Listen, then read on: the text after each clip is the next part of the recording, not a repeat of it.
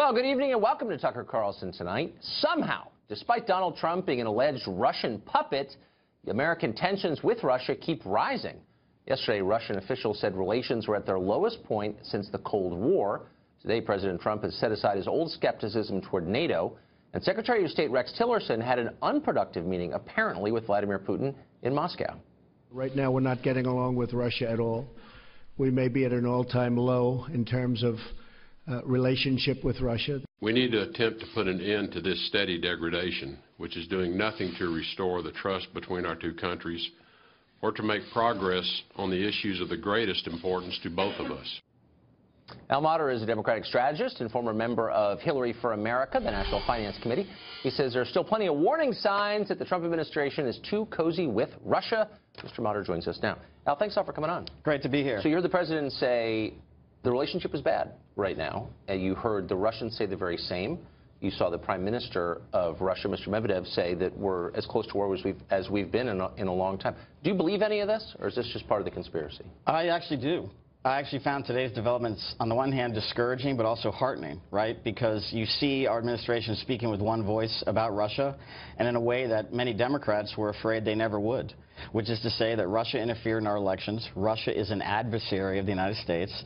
And you have Ambassador Haley, Secretary Tillerson, and even President Trump saying the right thing. So in that sense, it's encouraging. So you're happy that we're moving toward war. So I guess that raises the question. Well, that's what you just said. And clearly Democrats are happy about it. They want a confrontation with Russia. And I guess the question is why? When did the Democratic Party become the war party? Of course we're not happy we're moving toward war. My point is that I'm happy that this administration is taking Russia seriously. And Secretary Tillerson sent the right signals today in his meeting with the foreign minister. But again, the Prime Minister of Russia said that U.S.-American relations, and I'm quoting now, are ruined and we're on the brink of armed conflict. That's bad. Why would that be heartening to you? It's heartening in the sense that I believe during the campaign and thereafter, this president hasn't taken Russia seriously. And he has said through multiple occasions things that cause us to question whether he puts the United States' interests first. Today we saw that this administration seems to be doing that. That's what's heartening to me. It's just strange to me, having watched politics for so long, to see the Democrats so avidly pushing for a conflict with Russia. And I'm just confused. This is the new liberal position that because the people who run the country don't respect human rights sufficiently, or they put propaganda into the American system, that we need to be in conflict with them. Is that the core of this, or something else going on? I'm honestly confused. I think it's more complicated than that. Okay. I think you have people on the left who are angry about the election, and so they are pushing this. But you also have national security agencies. You have the FBI. You have Richard Burr, the chairman of the Senate Intelligence Committee, also pushing these things. We have to get to the bottom of it. And as Secretary Tillerson said today, Russia undoubtedly interfered with our elections, and there ought to be more stiffer penalties. There's literally no evidence for that at all. None that has come into the public view that Russia in any way affected the outcome of this election. And so I guess what you're saying is that here's a new threshold. If a country attempts to influence the outcome, or if it somehow injects its propaganda into the American system, they're our enemy, and we need to have a bellicose posture with them. Is that the new standard? Because a lot of countries meet that standard, like a lot of countries, not just a few. Look, Russia interfered aggressively in our elections. They had thousands of people and internet bots trying to proliferate news that's fake on the internet to get people's opinions to change. That's inappropriate. What was the readership for that? Do you know? We don't, but we have testimony. We do have some sense, and it was basically around zero. There's no evidence that any of that information swayed a single vote. You have RT, which is the Russian finance television station, which has, I think, a daily viewership of about 30,000.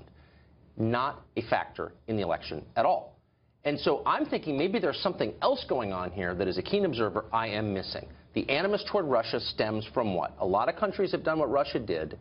Why are we really mad at Russia on the left? What is this really about? Do you know? I don't think it's left or right. I think it's country first before party. I mean, you have many Republicans who believe these things. Lindsey Graham, John McCain, Richard Burr. You have Director Comey, who aggressively went after Hillary Clinton in an investigation. He's been saying these things. So I don't think this is a partisan issue so much as it's we need to get to the bottom of it and let the facts take us where they go. The permanent establishment in Washington, very much led by the left, wants conflict with Russia. And my question, again, is why would that be good for the United States? You literally saw Democrats say that it was, quote, deeply troubling that the Trump administration alerted the Russian military before striking Syria. There are apparently Russian soldiers on that base. Would it have been better to kill some of them with the airstrikes? So I think what you have there is people weren't sure that the administration really was putting the United States interest first. And that's why they might have made a statement like that. What you saw today, however, was a very resolute administration, one which is not going to take the slaughter of innocent children lightly, and it's going to take appropriate action. Innocent children are slaughtered around the world every single day, and nobody says boo about it.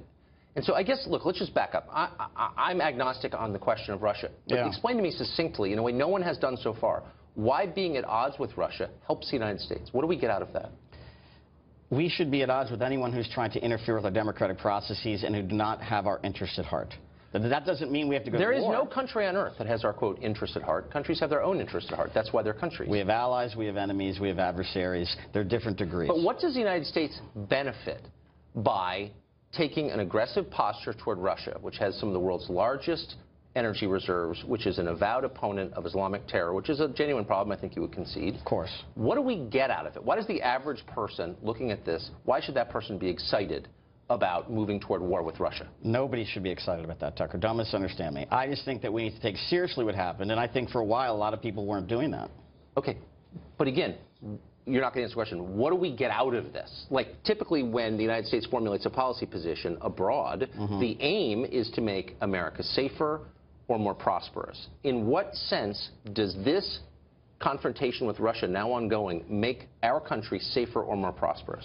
With respect to our elections, it makes us safer in our democratic processes to make sure that their integrity is preserved. We know from testimony from there's no evidence that they affected the outcome at all. Not a voting machine was hacked. There's not a single person to come forward and say, you know, I changed my vote because I was watching RT last night. So there's no evidence that Al-Qaeda or ISIS have successfully breached any of our chemical plants, but we know they look at it and try. Does that mean we shouldn't try to stop them? But Al-Qaeda and ISIS have cumulatively killed thousands of Americans. Absolutely. I don't think the Russians have done so. So again, how does it make us safer to have the Prime Minister of Russia say we're, quote, on the brink of war? That seems like a very dangerous. I feel less safe than I did a month ago, thanks to cheerleading by the left, pushing this administration toward conflict. I doubt that this administration is listening to the left, quite frankly, and I don't believe we're on the brink of war despite bellicose statements to the contrary by Russia.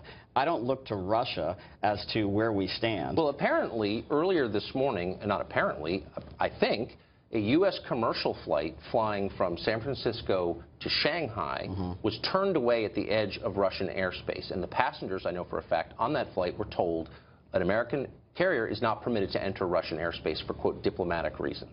If that turns out to be true, that's a suggestion that tensions are getting to a level that is dangerous. And I would think, as a liberal and a Democrat, you would say, whoa, wait a second, this is scary. And instead, you and many others are cheerleading this. I wouldn't say that. I think that's certainly troubling. But what's heartening about today is Tillerson and his counterpart announced that they're going to move back to non-interference with respect to airspace over Syria. And that's certainly much more significant because we could have had a military confrontation, and they're backing away from that. I also think it's heartening that they seem to have agreed to continue talking. There may be bellicose statements from the Russians, but we seem to at least be trying to resolve the situation as best we can. So China mistreats its own citizens, dissent is crushed, dissidents are killed, it has invaded another country and occupies it, Tibet, and it seeks our destruction. Chinese government and military has hacked into American government computers many times. We know that. It's factual. Right. So why aren't you pushing for sanctions against China? Why aren't you pushing for a confrontation with China? It meets all the criteria that you laid out. Well, as you aptly point out, there's problems all around the world. What the United States does is it seeks to act when it thinks acting is in its best interest. Perhaps the United States doesn't believe that is quite in its best interest. But why don't you think it's in our best interest? They're doing everything Russia has done and more. I do. But I'm not the United States government. I agree with you. Human rights violations are awful wherever they happen. So we should wage war? Of course not.